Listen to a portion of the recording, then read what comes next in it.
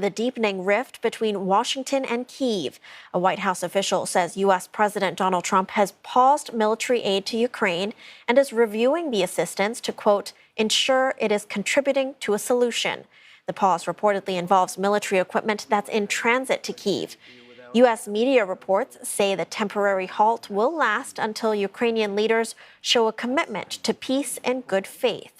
For more, let's speak to Dr. Alexey Muraviev, Associate Professor of National Security and Strategic Studies at Curtin University. Dr. Muraviev, thank you for making the time to speak with us. This U.S. pause in aid affects hundreds of millions of dollars of weaponry in the process of being sent to Ukraine. How significant is this move? What kind of impact could it have on Ukraine's ability to fight back?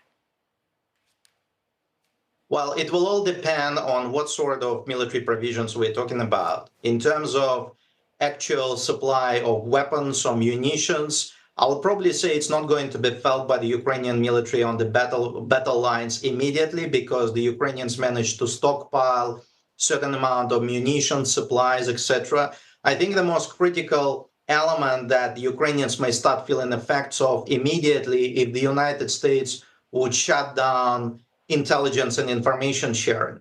And then the Ukrainians won't be able to have the same level of situational awareness of the battlefield as they do now, because the Europeans, with their intelligence collection and gathering capabilities, are no match to what the United States brings to the table. And that would certainly give the Russians more of an advantage in the short run than, for example, the flow of weapons or thereabouts. How do you expect this to play out then? Will it force Mr. Zelensky's hand? Look, I mean, it will all depend on how long this pause will last, and obviously the whole situation, the whole fallout between the Trump administration and Zelensky administration has also been a result of this ongoing political internal struggle between the Democrats and the Republicans. According to more reports that's been released over the weekend, apparently Zelensky was given some advice by the Democrats before he went to the White House for an audience with U.S. President and Vice President. It would be interesting to hear what Trump is going to say, because he made this announcement that something big will be revealed during his address.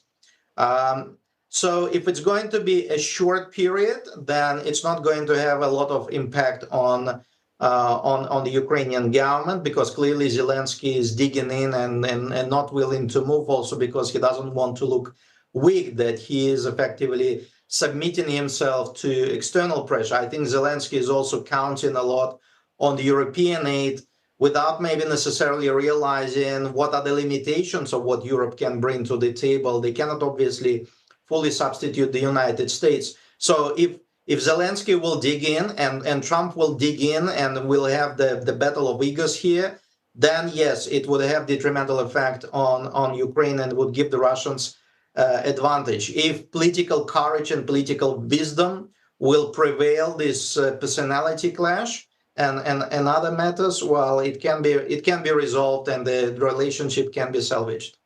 Mr. Zelensky standing firm, as you said, but Mr. Trump has said that Mr. Zelensky won't be around for very long without a ceasefire deal with Russia. What do you read into that? Why does the U.S. want Zelensky out?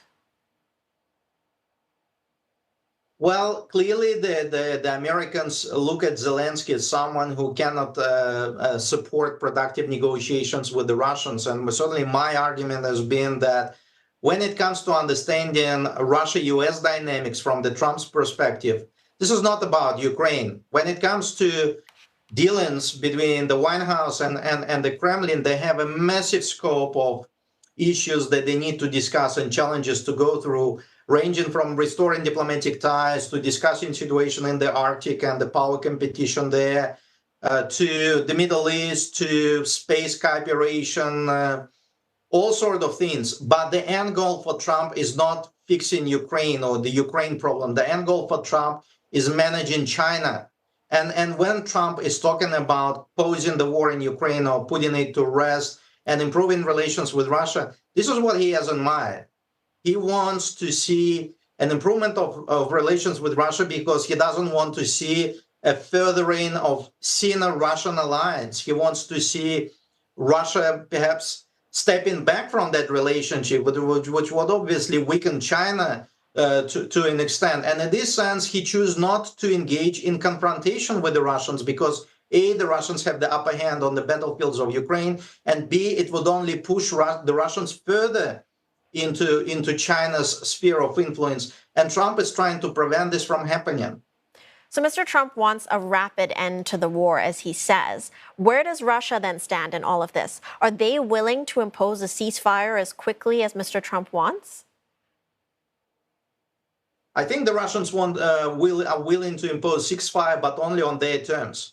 When they can establish control over lands that they claim to be theirs.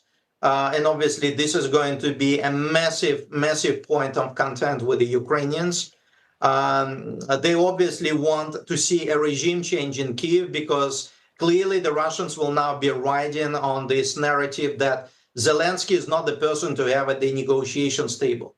And I think that's what partially, also to come back to your question before, that's what partially, I think, drives Trump's agenda to perhaps see some sort of a change in Kyiv if Zelenskyy will be unwilling to change his mindset and his approach, because he doesn't want to have a problem and he doesn't want to have the Russians effectively canceling all negotiations, continue to push with their war effort in Ukraine, and at the same time getting more closer to the Chinese than what Trump wants, obviously, to avoid. So the Russians will insist that they want to see a change of regime in Kyiv. They want to see a change of strategic philosophy of Ukraine, especially if the Russians would agree not to assume full control of a country, which requires a ceasefire now, not to wait until the Russians will grab more land.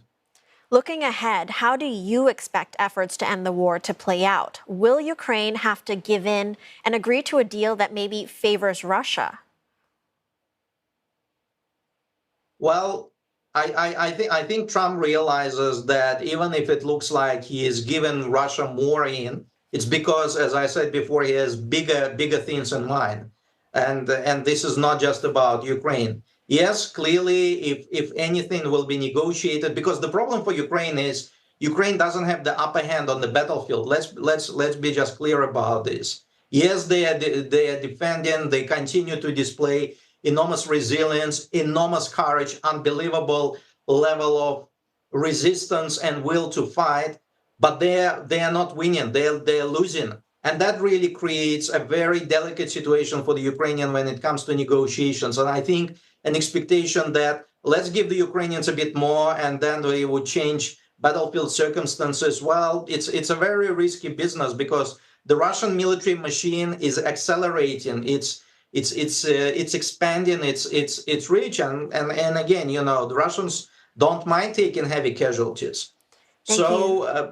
In this sense, the Ukrainians will have to give in, and I think Trump is trying to put them in the position that when they will be forced to give in, because he will also then can negotiate some sort of an outcome with the Russians. Because if the Russians will be expected to give in, they will simply not even commence negotiations. Also because they have the upper hand on the battlefield, and that would really set preconditions for any further negotiation. So the question is how much the Ukrainians will be expected to give in exchange for Russia trading in something.